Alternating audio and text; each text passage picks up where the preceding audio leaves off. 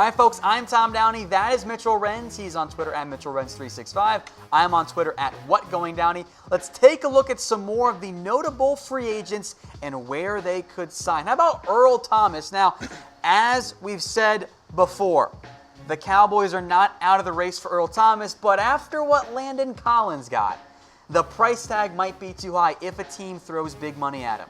And if he wants $14 million, that scares me a little bit considering the injury he's coming off of, considering his age. Yes, he's one of the best, I think, safeties when healthy. But can you really tell me that he's going to be fully healthy? I mean, Tom, when was the last time he even played 16 games? I don't even know. Looks like it's in 2015. 2015, there you go. Screw me, right? Thanks, Brett. In 2018, though. We said the graphic was coming up. I didn't see it. I don't pay attention to what you guys do. But he did have 3 interceptions in 4 games last year. And again, when he's on the field, he is one of the better ball-hawking safeties in the NFL, which is, I think, obviously a very very good skill set to have in today's NFL. It's a needed skill set. Absolutely. And there's multiple teams that he's been linked to, and again, it's going to be who's going to pay him and who can pay him. Redskins cross them off the list. Plenty of other teams interested. I think Houston makes sense if they don't pay Tyrann Mathieu, but I think ET would end up being more money there. The Cowboys, of course, make sense. We know the Chiefs try to trade for him. Yeah. They make sense as an option there. Beyond that, I think you could have really any team that needs a safety should have interest in Earl Thomas. And the Niners, too. Now, they spent big money on a linebacker in Quan Alexander. And then the dark horse, the LA Chargers. Don't quite rule them out yet. Yeah, I saw that report that the Chargers could be an interesting team for Earl Thomas. I mean, he's obviously sees that this could potentially be his last contract. Probably will be, in my opinion. He wants to go to a winning team. I don't know if the Chargers are the team I'd want to go to if I'm trying to win, because Phillip Rivers doesn't get past Tom Brady as far as I'm concerned. Now, I already see the comments about ET and the Cowboys there and other safeties. Xavier Woods might actually be a better fit with a pure strong safety. Woods can play that single high role. Jeff Heath might be demoted to the number 3 role. Kevon Frazier hardly played in for good reason this year. So if I'm the Cowboys, and I think they might try to wait and find a better market value than Earl Thomas as the highest paid safety in the NFL, which could very well happen. But I do think they need a safety of some type, be it early in the draft, round 2, round 3, or with somebody else in free agency. I saw a comment about Adrian Amos, Marcus Joyner. A lot of different guys could end up making sense for the Cowboys if the money ends up being right. That's the big key. All right, so I have a question for you, Tom. Okay. Would you rather a motorcycle or Earl Thomas go to the Cowboys? Wait, a motorcycle? Yeah, you get to pick. A motorcycle or Earl Thomas go to the Cowboys? Well, Earl Thomas. Okay. I'm just saying. I'll take a motorcycle. I don't care where Earl Thomas plays. Just confused. You said motorcycle to the Cowboys. Those were your words. No, I'm still drunk from my 6 beers in 6 minutes. Okay, good excuse there. So let us know where you think Earl Thomas will play in 2019. Let us know in the comments section. If the Niners pony up, I think they make a lot of sense there for him. I really do. All right, let's talk more about some NFC East. How about Nick Foles, who is not going to play with the Eagles? Makes Jags for Foles? Yeah. All right, we're done here. Moving on. No, I think it makes the most sense. I mean, we've predicted Nick Foles to go to the Jags literally for the last 2 months. And when you think about all the moves, and DiFilippo now is there with the Jags, and Nick Foles won a Super Bowl with DiFilippo, I just think it makes too much sense for them to go out and get a quarterback, because I think when you look at the Jags offense overall, they are a quarterback away from being a playoff caliber team. Heck, they were 12-4. Probably should have beat the Patriots in the AFC title game just 2 years ago, and now they got their quarterback, who's the top quarterback in free agency, at least according to me. I'm very curious to see where Nick Foles, or excuse me, how much Foles gets, because the market isn't really all that steep. You know, I'll put the over/under at $20 million. I'll probably take the over simply because he is the top clear-cut quarterback in this class and. In this free agency period. That still counts as proper terms. Yeah. Don't doubt yourself. You had it. Joe Flacco, what did he get? He 18 or something? He's making 18. He's making 18. Yeah. All right. I guess that's different. All right. Super chat coming in about Steven Nelson. Any news about the Chiefs free agent quarterback? As of right now, no. Nelson doesn't strike me as the sign-on day one guy. I think the Chiefs want to bring him back as well. I think he'll wait a little bit and see what the cornerback market looks like in general, because it's pretty light. Yeah, it's Bryce not Callahan. a strong group. I like Bryce Callahan personally more than Steven Nelson. I do too. Maybe you could be waiting for a few of those players. But the Chiefs, They need to build that defense because it's not looking good for them in terms of They defense. got to throw some money around on defense. And they've cleared it out by cutting Justin Houston. They've, of course, tagged D Ford. They can make some moves happen there. So I'm very curious to see what the Chiefs end up doing. Again, it's negative day 2, I guess, right now. You know? Can you have negative Yeah, day 2? because it doesn't actually start until Wednesday. That's when you can actually sign deals.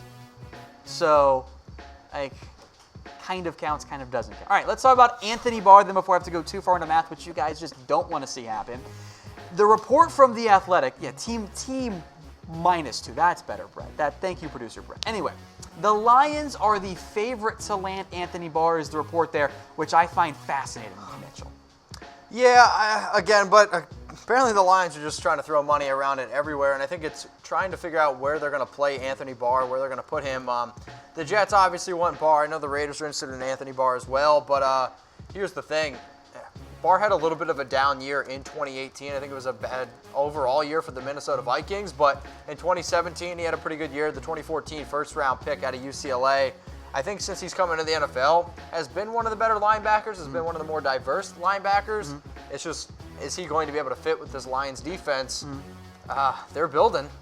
They're definitely building, but you have to in Matthew Stafford, your quarterback. Yeah, I think that's the right way to go about that there. And we'll get to some other news here in a little bit. But Anthony Barr, I think, is an interesting player to see how he's used. Yeah, does he come off the edge more, or does he end up being a more impactful, just pure linebacker type? Fair enough. I mean, when we dropped our top, 25 NFL free agents, or top 15 defensive free agents, he was number 6 on our list. So we clearly have him ranked high, but I guess it's going to be how you're going to use him.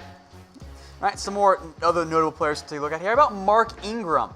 Now, the report from ESPN is there's mutual interest in him re-signing with the Saints, but price does matter here, Mitchell. Sure, you're looking at a player who was suspended last year for 4 games with PEDs, but I think he wants to re-sign with the Saints because he realizes the Saints, in my opinion, are the top team to be the representative of the NFC in the Super Bowl. And the Saints, I think, have the best offense in the NFL, led by Drew Brees, great wide receiver, and Michael Thomas. And sure, Mark Ingram isn't the lead running back, but he's 1B behind Alvin Kamara, and these two are absolutely sensational. Heck, in 2017, Tom, they combined for 23 rushing touchdowns. That's absolutely ludicrous. And last year, again, great dynamic running back duo. And if I was Mark Ingram, I'd want to stay in New Orleans. Yeah, so you're saying you want to sign with a contender, not the big money deal. Oh, boy. Yeah. This hair's not cheap, Tom. So, just saying. I'll say this. I would try to sign with a contender at this point in my life. So I'm 26 years old. I might try to go with actually the big money deal now, get paid, and then when I'm 30 years old, go with a contender. So I'm 26. Now, for somebody your age, you should probably sign with a contender. I'm the same age as you. People are talking. No, I have the birth certificate. Prove it. Don't be a birth. Show it right now. Prove it. Can't do it. Exactly. Which would you prefer? Type B for big money deal or C for sign with contender? Let us know in the comments section. Let's get to C.J. Mosley here, and I think we're actually going to need to change that second note. I'll do that right now because after what Quan Alexander got, C.J. Mosley might end up approaching more of the $15+ million range.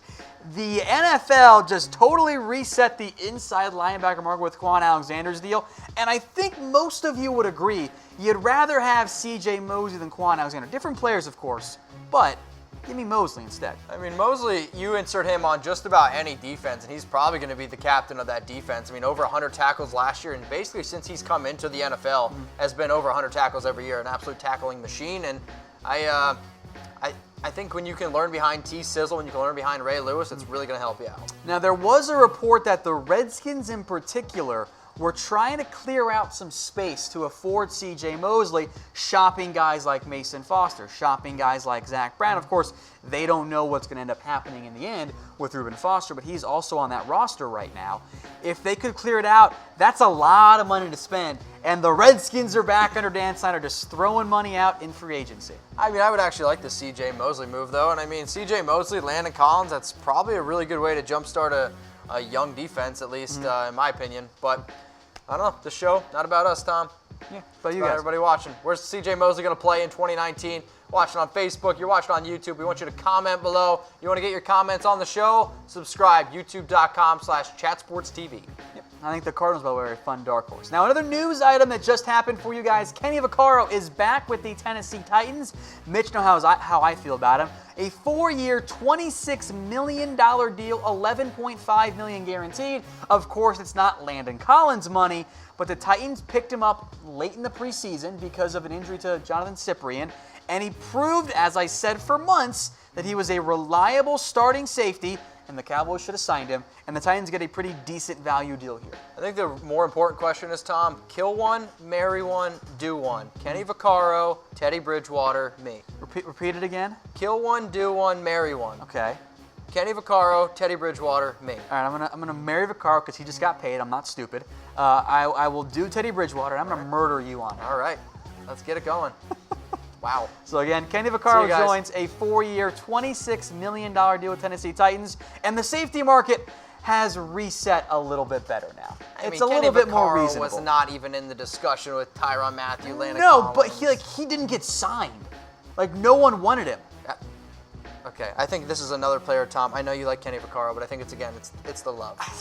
I think you got a weird thing going on with Kenny Vaccaro and Teddy Bridgewater. Pictures may come out soon. I'm not saying Kenny Vaccaro is on the same level as Tyrann Mathieu. I don't think that he is. But I'm saying for him to go to unsigned to a 4-year, $26 million deal shows why it makes some sense that he got paid in there. That makes a lot more sense. M. Hestas says the muff are gay. So. Oh, well, there you go. I guess that's fair there. All right. Again, folks, shout out your team in the comment section. Don't worry. We're going to put this on loop if you guys missed anything, and we'll be in the chat as well. So, again, shout your team out. Mitch, from what we've seen so far, I'll ask you this. What's been your favorite signing and your least favorite signing? Let us know in the comments section here. I'll say Landon Collins has probably been my favorite signing. The signing that apparently I think is the least beneficial to any team, I guess, is the guy that you mentioned from the Bengals that I don't even know his name. Oh, Bobby Hart. That's the worst signing I've ever seen in my entire life. There you go. That is like, maybe it's hyperbolic. That is the worst ever.